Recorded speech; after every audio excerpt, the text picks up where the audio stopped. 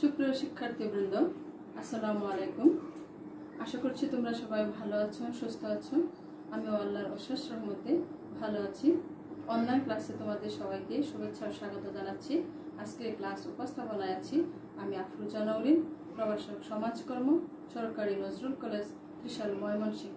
প্রিয় শিক্ষার্থীরা, তোমাদের সাথে আজকে আমার দ্বিতীয় ক্লাস। প্রথম ক্লাসে আমি আলোচনা করেছিলাম সমাজকর্মের ধারণা, সমাজকর্মের লক্ষ্য এবং উদ্দেশ্য। আজকে আমি তোমাদের সাথে আলোচনা করব সমাজকর্মের প্রকৃতি ও বৈশিষ্ট্য এবং সমাজকর্মের পরিধি।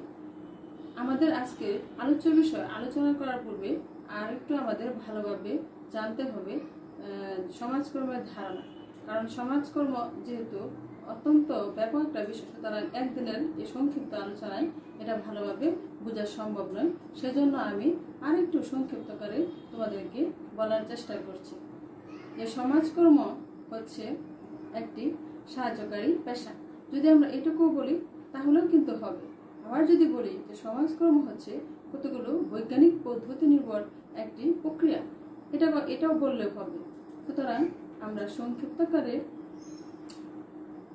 বলতে চাই যে সমাজকর্ম হচ্ছে একটি সাহায্যকারী পেশা, যা কতগুলো পদ্ধতির মাধ্যমে ব্যক্তি, দল, সমষ্টির নিজস্ব সম্পদ ও সামর্থ্যের ভিত্তিতে এমনভাবে সাহায্য সহযোগিতা করা হয় যাতে তারা তাদের নিজেদের সমস্যা নিজেরাই সুষ্ঠুভাবে মোকাবেলা করতে সক্ষম হয়। তাহলে প্রিয় শিক্ষার্থীরা, তোমরা সবাই নিশ্চয়ই বুঝতে পেরেছো যে সমাজকর্মের সাধারণ সংজ্ঞাটা। তো প্রিয় শিক্ষার্থীরা, তোমরা উচ্চ মাধ্যমিকে সমাজকর্ম বিষয়টা প্রথম পড়বে। যেমন তোমরা যখন নবম এবং দশম শ্রেণীতে ছিলে তখন কিন্তু সমাজকর্ম বিষয়টি অন্তর্ভুক্ত ছিল না। সমাজকর্ম অন্তর্ভুক্ত হয়েছে উচ্চ মাধ্যমিক থেকে। যেমন তোমরা অর্থনীতি পড়েছ, ইতিহাস পড়েছ, পরিণতি পড়েছ, এগুলি নবম এবং দশম শ্রেণীতেও ছিল, কিন্তু সমাজকর্ম বিষয়টা নবম এবং দশম শ্রেণীতে ছিল না। সেজন্য তোমাদের কাছে হয়তো বিষয়টা একটু নতুন লাগলো। তবে ভয়ের কিছু নেই, এটা অত্যন্ত সহজ এবং সহজ একটা সাবজেক্ট। তোমরা যখন ক্লাসটা শুনবে তখন তোমরা খাতা এবং কলম, বই নিয়ে উপস্থিত হবে, দেখার চেষ্টা করবে। কেননা বইয়ের সাথে মিলিয়ে তোমরা ক্লাসগুলো দেখার চেষ্টা করবে, তাহলে বিষয়টা তোমাদের কাছে পরিষ্কার হয়ে যাবে। সেজন্য তোমাদের সবাইকে আমি বইটা সামনে নিয়ে এবং দেখার চেষ্টা করবে এবং পয়েন্টগুলি খাতার মধ্যে লিখে রাখবে। সুতরাং তাহলে আমরা এখন আমাদের মূল আলোচনায় আসি যে সমাজকর্মের প্রকৃতি ও বৈশিষ্ট্য। সমাজকর্মের সংজ্ঞাগুলি বিশ্লেষণ করলে ইহার কতগুলো প্রকৃতি ও বৈশিষ্ট্য স্পষ্ট হয়ে ওঠে। প্রথম বৈশিষ্ট্য হচ্ছে বৈজ্ঞানিক দৃষ্টিভঙ্গি। সমাজকর্ম একটি অন্যতম গুরুত্বপূর্ণ বৈশিষ্ট্য হচ্ছে ইহা একটা বৈজ্ঞানিক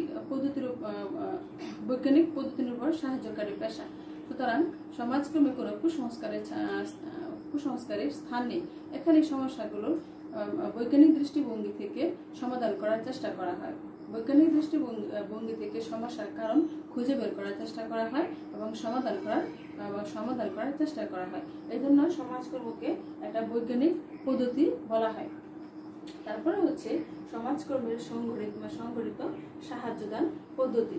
সমাজকর্ম হচ্ছে একটা সংগঠিত সাহায্যদান পদ্ধতি। এখানে অসংগঠিত কোনো পদ্ধতির স্থান নেই। এজন্য সমাজকর্ম কি করে থাকে, সংগঠিত সাহায্যদানের উপর ভিত্তি করে যে কোনো সমস্যার সুষ্ঠুভাবে মোকাবেলা করার বা সমাধান করার চেষ্টা করা হয়। তারপরে হচ্ছে সক্ষমকারী প্রক্রিয়া। আমরা সংজ্ঞার মধ্যেই পড়েছি যে সমাজকর্ম হচ্ছে একটা সক্ষমকারী প্রক্রিয়া। এখানে ব্যক্তি, দল, সমষ্টিকে নিজস্ব সম্পদ ও সামর্থ্যের ভিত্তিতে এমনভাবে সাহায্য সহযোগিতা করা হয় যাতে তারা তাদের নিজেদের সমস্যা নিজেরাই সুষ্ঠুভাবে মোকাবেলা করতে সক্ষম হয়। এজন্য সমাজকর্মকে একটা সক্ষমকারী প্রক্রিয়া বলা হয়। তারপরে হচ্ছে সর্বজনীন কল্যাণ। সমাজকর্ম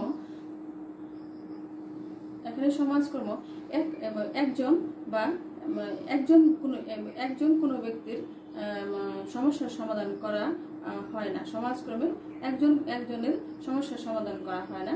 এখানে সবাই, অর্থাৎ জাতি ধর্ম বর্ণ নির্বিশেষে সকল মানুষের সকল দিকে সামাজিক কল্যাণ সাধন করার চেষ্টা করা হয়। এজন্য বলা হয় যে সমাজকর্ম একটি সর্বজনীন কল্যাণ সাধন প্রক্রিয়া। তারপরে হচ্ছে সামগ্রিক দৃষ্টিভঙ্গি। সমাজকর্ম শুধুমাত্র সামাজিক বিষয়ে সমস্যার সমাধান করা হয় না, এখানে সামাজিক, অর্থনৈতিক, রাজনৈতিক, সাংস্কৃতিক, ধর্মীয় ইত্যাদি সকল দিকে সমস্যার সমাধান করার চেষ্টা করা হয়। এজন্য সমাজকর্মের আরো একটি গুরুত্বপূর্ণ বৈশিষ্ট্য হচ্ছে সামগ্রিক দৃষ্টিভঙ্গি, অর্থাৎ সর্বদিকে সমাজকর্ম দৃষ্টি দিয়ে থাকে। তারপরে 6 নম্বর পয়েন্ট হচ্ছে সমস্যার স্থায়ী সমাধান। সমাজকর্ম যে কোনো সমস্যা মোকাবেলা করতে গেলে সেটা অস্থায়ীভাবে সমাধান করার চেষ্টা করা হয় না, এখানে স্থায়ীভাবে সমাধান করার চেষ্টা করা হয়, যাতে ভবিষ্যতে আর কোনোদিন এই সমস্যা না দেখা দেয়। সেজন্য যে কোনো সমস্যা স্থায়ীভাবে সমাধান করার চেষ্টা করা হয়। তারপরে আছে পেশাগত জ্ঞান অর্জন। সমাজকর্মীরা যখন কোনো সমস্যাগ্রস্ত ব্যক্তির সমস্যার সমাধান করতে চায়, তখন তাদের পেশাগত বিষয়ে জ্ঞান অর্জন থাকতে হয়। কারণ সমাজকর্ম বিষয়ে সঠিক জ্ঞান অর্জন করতে না পারলে সমস্যার সুষ্ঠু সমাধান আশা করা যায় না। সেজন্য যারা সমাজকর্মকে পেশা হিসাবে বেছে নিয়েছে, তাদেরকে অবশ্যই কি করতে হবে? পেশাগত বিষয়ে দক্ষ এবং অভিজ্ঞ হতে হবে। তারপরে 8 নম্বর পয়েন্ট হচ্ছে ত্রিমুখী পদক্ষেপ। সমাজকর্ম 3 ধরনের ভূমিকা পালন করে থাকে। একটা হচ্ছে প্রতিকার, প্রতিরোধ এবং উন্নয়নমূলক। এই 3 ধরনের ভূমিকা পালন করা হয়, এজন্য এটাকে ত্রিমুখী ভূমিকা বলা হয়। সমাজকর্ম বর্তমান সমস্যার সমাধান এবং ভবিষ্যৎ সমস্যা প্রতিরোধ এবং বিভিন্ন আর্থসামাজিক উন্নয়নের জন্য কাজ করে থাকে। আর ইহা সমাজকর্মের আরো একটি গুরুত্বপূর্ণ বৈশিষ্ট্য। তারপরে হচ্ছে সমস্যাগ্রস্তদের অংশগ্রহণ, অর্থাৎ সমাজকর্ম সাধারণত সমস্যাগ্রস্ত ব্যক্তিদের সমস্যার সমাধান নিয়ে আলোচনা করে থাকে। সেজন্য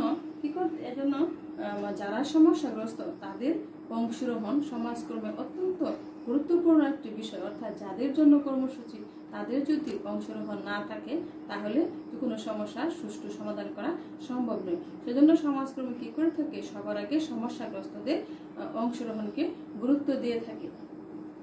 তারপরে হচ্ছে 10 নম্বর জাতীয় উন্নয়ন। জাতীয় উন্নয়ন ব্যতিরেকে দেশের উন্নয়ন সাধন করা সম্ভব নয়। সেজন্য সমাজকর্ম সবার আগে জাতীয় উন্নয়নকে অগ্রাধিকার দিয়ে থাকে। 11 নম্বর পয়েন্ট সুপ্ত ক্ষমতার বিকাশ। সমাজকর্ম বিশ্বাস করে যে প্রত্যেকটা ব্যক্তির কোনো না কোনো প্রতিভা রয়েছে। সমাজকর্ম মানুষের প্রতিভাগুলো খুঁজে বের করার চেষ্টা করে এবং সমস্যার সমাধান করার চেষ্টা করে থাকে। সেজন্য সমাজকর্ম অত্যন্ত গুরুত্বপূর্ণ একটা বিষয়। তারপরে হচ্ছে 12 নম্বর জনগণের চাহিদাকে অগ্রাধিকার। সমাজকর্ম সবসময় জনগণের চাহিদাকে অগ্রাধিকার দিয়ে থাকে, কারণ জনগণই হচ্ছে সমাজকর্মের প্রাণ বিন্দু। সুতরাং যে কোনো সমস্যা যদি আমরা সমাধান করতে চাই, তাহলে জনগণ যে চাহিদাটাকে প্রাধান্য দেবে, সেই চাহিদাটাকে সবার আগে সমাধান করতে হবে। সেজন্য ইহা সমাজকর্মের আরো একটি গুরুত্বপূর্ণ বৈশিষ্ট্য। তারপরে হচ্ছে সম্পদের যথাযথ ব্যবহার। এটা হচ্ছে আমাদের সমাজকর্মের বৈশিষ্ট্য সর্বশেষ পয়েন্ট, সম্পদের যথাযথ ব্যবহার। অর্থাৎ সমাজকর্মে ব্যক্তি, দল, সমষ্টি যার যতটুকু সম্পদ আছে সেগুলোকে সুষ্ঠুভাবে ব্যবহার করতে হবে। এগুলোকে অপব্যবহার করলে চলবে না, কাজে লাগাতে হবে। কাজে লাগিয়ে তাদের নিজস্ব সমস্যাগুলো সমাধান করতে হবে। সুতরাং প্রিয় শিক্ষার্থীরা, তাহলে এইগুলো আমার সমাজকর্মের প্রকৃতি ও বৈশিষ্ট্যের আলোচনা। এরপরে আমরা আলোচনা করব সমাজকর্মের পরিধি। তোমরা হয়তো জানো কিনা জানে না যে সমাজকর্ম হচ্ছে সামাজিক বিজ্ঞানের একটি শাখা। সমাজকর্ম সামাজিক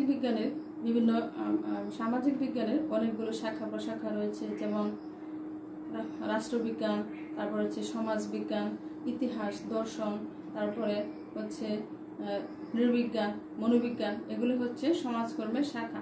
সমাজকর্ম এই সমস্ত বিষয় থেকে জ্ঞান আহরণ করে তার জ্ঞানের ভান্ডার অত্যন্ত বা জ্ঞানের ভান্ডার ব্যাপক আকার ধারণ করেছে। অর্থাৎ সমাজকর্মের পরিধি এতই ব্যাপক যে এটা মানে বলার ভাষা নেই। সমাজকর্মের পরিধি অনেক বড় এবং অনেক ব্যাপক একটা বিষয়। সুতরাং সমাজকর্ম পরিধি হচ্ছে সমাজকর্মের প্রয়োগ ক্ষেত্র বা সমাজকর্মের অনুশীলন ক্ষেত্র। সমাজকর্মের কার্যবলী যত দূর পর্যন্ত বিস্তৃত, তেমনি সমাজকর্মের পরিধিও তত দূর পর্যন্ত বিস্তৃত। সমাজকর্ম শুধুমাত্র তাত্ত্বিক জ্ঞানের মধ্যে সীমাবদ্ধ নয়, ইহার পরিধি অত্যন্ত ব্যাপক। এখন আমরা সমাজকর্মের পরিধি নিয়ে আলোচনা করব।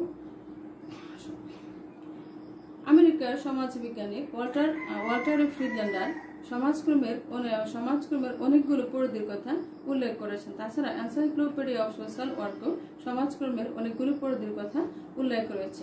এখন আমরা পরিধিগুলি নিয়ে আলোচনা করব। প্রথমে হচ্ছে সামগ্রিক কল্যাণ। সমাজকর্মের আরেকটা গুরুত্বপূর্ণ বিষয় হচ্ছে সামগ্রিক কল্যাণ। সমাজকর্ম এখানে সামগ্রিক কল্যাণ সাধন করে থাকে, অর্থাৎ সকল দিকের কল্যাণ সাধন করে থাকে, যেমন সামাজিক, অর্থনৈতিক, রাজনৈতিক ইত্যাদি সকল দিকের কল্যাণ সাধন করে থাকে। এটাও সমাজকর্মের আরো একটি এটাও সমাজকর্মের পরিধির অন্তর্ভুক্ত। তারপরে 2 নম্বর হচ্ছে সকল মানুষের আলোচনা। সমাজকর্ম একক কোনো মানুষকে নিয়ে আলোচনা করে না, এখানে সমাজের সকল মানুষকে নিয়ে সমাজকর্ম আলোচনা করে থাকে। যেমন জাতি, ধর্ম, বর্ণ নির্বিশেষে সকল মানুষই সমাজকর্মের পরিধির আওতাভুক্ত। এই জন্য বলা হয়, এই জন্যই সকল মানুষের আলোচনা সমাজকর্মের পরিধির অন্তর্ভুক্ত। তারপরে হচ্ছে সমাজবদ্ধ মানুষের সমস্যা নিয়ে আলোচনা। সমাজকর্ম সমাজবদ্ধ মানুষের সমস্যা নিয়ে আলোচনা করে থাকে। যারা সমাজের সমস্যাগ্রস্ত ব্যক্তি, তারাই সমাজকর্মের প্রাণ। সুতরাং সমাজকর্মের পরিধির আরো একটি গুরুত্বপূর্ণ বিষয় হচ্ছে সমাজবদ্ধ মানুষের সমস্যা নিয়ে আলোচনা করে থাকে। এখানে যারা যাযাবর, গৃহহীন, সন্ন্যাসী, তারা সমাজকর্মের আওতাভুক্ত নয়। তারপরে হচ্ছে সমাজ কাঠামো নিয়ে আলোচনা। সমাজকর্মের আরো একটি গুরুত্বপূর্ণ বিষয় হচ্ছে সমাজ কাঠামো। মানব সমাজের সমস্যা সমাধান করতে গেলে, অর্থাৎ সমাজের সমস্যা সমাধান করতে গেলে আমাদের সবার আগে মানব সমাজ সম্পর্কে জানতে হবে। মানুষের গঠন, প্রকৃতি ইত্যাদি বিষয়ে আমাদের ধারণা থাকতে হবে। সমাজ কাঠামো হচ্ছে সমাজকর্মের পরিধির অন্তর্ভুক্ত। তারপরে হচ্ছে 5 নম্বর পয়েন্ট, সামাজিক নীতি এবং পরিকল্পনা। সামাজিক নীতি ও পরিকল্পনার মাধ্যমে কি করা হয়? সমাজকর্মের যে কোনো সমস্যা সমাধান করার চেষ্টা করা হয়। সেজন্য সামাজিক নীতি ও পরিকল্পনা সামাজিক পরিধির অন্তর্ভুক্ত। তারপরে হচ্ছে সমাজ কল্যাণ কর্মসূচি। সমাজকর্মে বিভিন্ন ধরনের কল্যাণমূলক কার্যগুলি বাস্তবায়ন করে থাকে, যেমন শিশু কল্যাণ, যুব কল্যাণ, শ্রম কল্যাণ, তারপর হচ্ছে প্রবীণ কল্যাণ ইত্যাদি। এগুলো সমাজকর্মের পরিধির অন্তর্ভুক্ত। তারপর হচ্ছে মৌলমানবিক চাহিদা। মৌলমানবিক চাহিদা সমাজকর্মের আরো একটি গুরুত্বপূর্ণ বিষয়। এখানে মৌল চাহিদা, অর্থাৎ মৌল চাহিদা এবং মানবিক চাহিদা দুইটা আলাদা বিষয়। যেমন মৌল চাহিদা হচ্ছে যে চাহিদাগুলো বেঁধে রেখে মানুষের জীবন পরিচালনা করা সম্ভব নয়, সেগুলো হচ্ছে মৌল চাহিদা। আর মানবিক চাহিদা হচ্ছে যেগুলো সমাজে বসবাস করতে গেলে আমাদের জন্য অত্যন্ত প্রয়োজন, সেগুলো হচ্ছে মানবিক চাহিদা। মৌল চাহিদা হিসেবে আমরা বলতে পারি খাদ্য, ঘুম ইত্যাদি। আর মানবিক চাহিদা হিসেবে আমরা বলতে পারি যেমন শিক্ষা, তারপরে হচ্ছে স্বাস্থ্য, তারপরে হচ্ছে বাসস্থান। এগুলো হচ্ছে মানবিক চাহিদা। সুতরাং আমরা বলতে পারি যে মৌল মানবিক চাহিদার বিষয়টি সমাজকর্মের পরিধির অন্তর্ভুক্ত। তারপরে হচ্ছে প্রতিরোধ, প্রতিকার এবং উন্নয়নমূলক উন্নয়ন। সমাজকর্ম যে কোনো সমস্যার সমাজ পরিচালনা করতে গেলে সমস্যা থাকবে, এটাই স্বাভাবিক। এজন্য কি করে থাকে সমাজকর্ম বর্তমান সমস্যার সঠিক সমাধান, ভবিষ্যৎ সমস্যার সম্ভাব্য প্রতিরোধ এবং উন্নয়নমূলক হচ্ছে বাস্তবায়ন করে থাকি। আর এই সবগুলি হচ্ছে সমাজকর্মের পরিধিভুক্ত। তারপর হচ্ছে গ্রামীণ ও শহর সমাজসেবা। বাংলাদেশ সরকারের একটা কর্মসূচি হচ্ছে গ্রামীণ এবং শহর সমাজসেবা, অর্থাৎ এবং গ্রামীণ এবং শহর এলাকায় যারা দুস্থ অসহায় লোকজন আছে তাদের আর্থসামাজিক উন্নয়নের জন্য এই কর্মসূচি বাস্তবায়ন করে থাকে। আর এটাও কিন্তু সমাজকর্মের পরিধিভুক্ত। তারপর হচ্ছে সনাতন এবং আধুনিক সমাজকর্ম। সনাতন এবং আধুনিক সমাজকর্মের পরিধিভুক্ত। সনাতন সমাজকর্মের মধ্যে যেমন দান, সাদকা, তারপরে জাকাত, ফিতরা এগুলিকে গুরুত্ব প্রদান করা হয়। তেমনি আধুনিক সমাজকর্ম যেমন বলা হয়, এখানে বলা হয়েছে যে ব্যক্তিদল সমষ্টির নিজস্ব সম্পদ ও সামর্থ্যের ভিত্তিতে এমনভাবে সহায়তা করা যাতে তারা তাদের নিজেদের সমস্যা নিজেরাই সমাধান করতে পারে। এটাও কিন্তু সমাজকর্মের পরিধিভুক্ত। তারপরে হচ্ছে 11 নম্বর পয়েন্ট, অন্যান্য সামাজিক বিজ্ঞান। অন্যান্য সামাজিক বিজ্ঞান যেমন সমাজকর্মের সাথে সংশ্লিষ্ট বিষয় হচ্ছে, অর্থাৎ সামাজিক বিজ্ঞান অন্তর্ভুক্ত বিষয়সমূহ হচ্ছে যেমন রাষ্ট্রবিজ্ঞান, তারপর হচ্ছে ইতিহাস, দর্শন, অর্থনীতি, তারপর নৃবিজ্ঞান, মনোবিজ্ঞান, এগুলি হচ্ছে সামাজিক বিজ্ঞানের বিষয়। সুতরাং এগুলোর সাথে সমাজকর্মের একটা ঘনিষ্ঠ সম্পর্ক বিদ্যমান, আর এটাও সমাজকর্মের পরিধিভুক্ত। তারপর হচ্ছে ধর্মীয় ও জাগতিক মূল্যবোধ। ধর্মীয় মূল্যবোধ সমাজকর্মের আরো একটি ব্যাপক বিষয়, কারণ ধর্মীয় মূল্যবোধ এবং সমাজকর্ম ধর্মীয় মূল্যবোধের উপর ভিত্তি করে পরিচালিত হয়, এবং ধর্মীয় মূল্যবোধকে বাদ রেখে সমাজকর্ম মূল্যবোধের চিন্তা করা যায় না। আর এটাও কিন্তু সমাজকর্মের পরিধির অন্তর্ভুক্ত। তারপর হচ্ছে সংশোধনমূলক কার্যক্রম। সমাজে বিশৃঙ্খলা সৃষ্টিকারী অপরাধী এবং কিশোর অপরাধীদের সুস্থ স্বাভাবিক জীবনে ফিরে আনার জন্য সংশোধনমূলক কার্যক্রম গুরুত্বপূর্ণ ভূমিকা পালন করে যাচ্ছে। যেমন এক্ষেত্রে আমরা বলতে পারি প্রবেশন, পেরোল, কিশোর আদালত, কিশোর হাজত ইত্যাদি, এগুলো কিন্তু সমাজকর্মের পরিধির অন্তর্ভুক্ত। তারপরে হচ্ছে সমাজকর্মের শাখা। সমাজকর্মের কতগুলো শাখা রয়েছে, যেমন ক্লিনিক্যাল সমাজকর্ম, তারপরে হচ্ছে বিদ্যালয় সমাজকর্ম, হাসপাতাল সমাজকর্ম, তারপরে হচ্ছে প্রবীণ কল্যাণ সমাজকর্ম ইত্যাদি।